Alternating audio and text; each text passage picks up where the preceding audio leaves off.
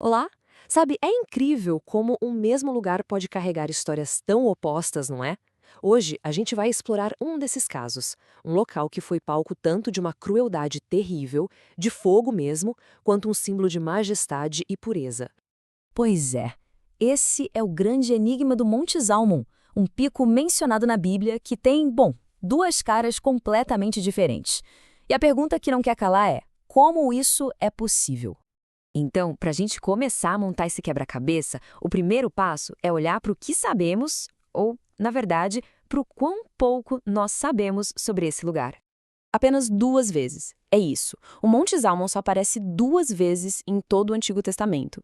E claro, isso faz com que cada uma dessas menções seja, nossa, super importante para a gente entender o que ele significa.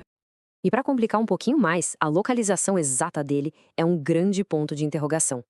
Até hoje existe um debate sobre onde ele realmente ficava.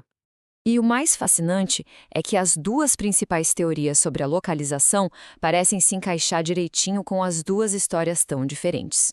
Uma teoria coloca o monte perto de Siquém, que foi cenário de um episódio bem violento. A outra o coloca em Bazã, uma região conhecida por montanhas altas, que poderiam muito bem ter neve. Então, vamos mergulhar na primeira identidade de Zalmon, a da Colina da Crueldade. Essa história vem lá do livro de Juízes, e ela é bem pesada, viu? O contexto aqui é um conflito civil brutal liderado por um governante impiedoso, Abimeleque.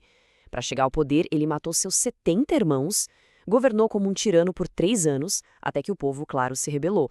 E na retaliação, Abimeleque foi implacável. No final, os últimos rebeldes se refugiaram na Torre de Siquém, achando que estariam seguros lá. E foi aí que Abimeleque teve uma ideia. Uma ideia terrível e muito eficaz. É aqui que o Monte Zalmon entra na história. Abimeleque leva seus homens até lá, pega um machado, corta um galho enorme e manda todo mundo fazer o mesmo. Eles juntam toda essa madeira, empilham na base da torre e ateiam fogo, matando todo mundo lá dentro. É assim que o monte entra na narrativa, como local de onde veio a arma para um massacre. Agora corta para centenas de anos depois, e de repente a mesma montanha aparece de um jeito totalmente diferente.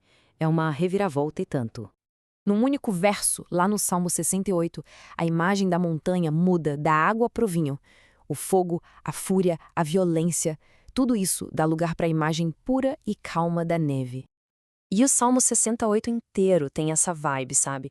É um cântico de vitória que fala do triunfo de Deus, da sua força como um guerreiro que protege o seu povo, cuidando dos mais vulneráveis. É o oposto da tirania humana que a gente viu na primeira história. Então, é isso. O mesmo Zalmon agora é um símbolo de poder e pureza divinos e não mais de violência humana. De um lado, o fogo. Do outro, a neve. Dois legados que não poderiam ser mais diferentes. Ok, mas e aí? Como a gente junta essas duas histórias? A melhor forma talvez seja olhar para elas lado a lado e ver o que cada uma representa. Esta comparação resume bem. No livro de Juízes, a ação é a violência humana. O símbolo é o fogo e a fúria. E o tema é tirania e vingança. Já no Salmo 68, a gente tem o poder divino, o simbolismo da neve e da pureza, e o tema da majestade e do triunfo. É um contraste impressionante. E para fechar com a ironia daquelas, o próprio nome Zalmon talvez tenha uma conexão com a palavra hebraica shalamim, que significa paz, ou uma oferta de paz. Um lugar com o nome ligado à paz que foi palco de tanta violência e depois símbolo de poder divino. Isso tudo nos leva a uma pergunta, né? O que é que realmente define um lugar? É a sua geografia? A terra? As pedras? Ou são as histórias que nós contamos sobre ele? As experiências humanas, as tragédias e os triunfos que acontecem ali? É isso que parece dar a verdadeira alma a um lugar.